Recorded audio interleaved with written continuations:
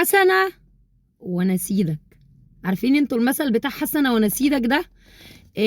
الواحد يبقى جربوع وشحات ومش لاقي اللضا، ويقول لك قرار من السيسي وافق البرلمان او البرلمان يوافق على قرض ب2 مليار دولار لتسهيل تمويل شراء القمح من ابو ظبي.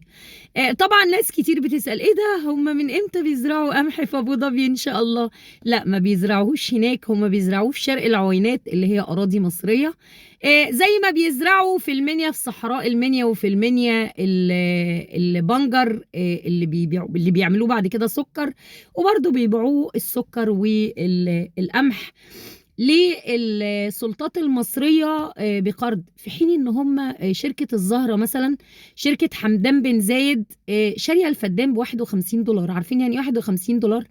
51 دولار، 51 دولار، على شرط في عقدهم ان الدولة المصرية ترفق لهم وتوصل لهم المية من ابار ارتوازية، مش من المجاري اللي بيشرب منها المصريين دلوقتي، مياه الصرف الصحي المكررة اللي جابت لهم سرطانات وجابت لهم كل الامراض المتوطنة وامراض الكلى والكبد وكل البلاوي السوداء اللي عند المصريين دلوقتي. انتوا شايفين اللعبة بتتلعب علينا ازاي؟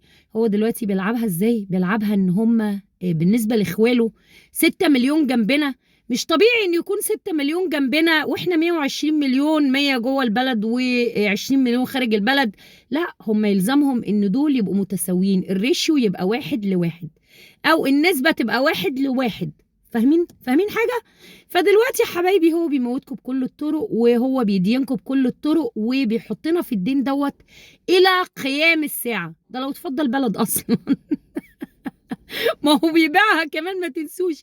يعني يديهم أرض مصر ب51 دولار أمريكي الفدان ويرفق لهم ببلاش. ده طب ما بتعملش كده ليه لشباب مصر وتوفر؟ شباب مصر لو هم اللي واخدين الأراضي دي على الأقل هيبيعوا لك القمح اللي بيتزرع على أراضي مصرية بمياه مصرية بأيدي عاملة مصرية بهواء مصري بشمس مصرية، هيبيعوه لك بالمصري ولا هيبيعوه لك بالقرض؟ انتوا شفتوا الخطة الشيطانية ماشية ازاي علينا كشعب مصر فنقنا وتكبلنا بديون، وان احنا نبقى شايفين ان مفيش حل قدامنا ابدا غير ان احنا نستسلم للفشل ونستسلم للضياع ونستسلم للفقر الرهيب وضياع مستقبل الشباب كلهم. الشباب كلهم مستقبلهم ضايع. لو جيت قلت للواد ابن الحرام المقنبس ده ادي للشباب المصريين الفدان ب51 ب100 دولار، واحنا المصريين في الخارج اللي هنمول الموضوع ده، هيحطوكوا كلكم في السجن، وهيحطوا صاحب الفكرة في السجن ده ما قتلوش.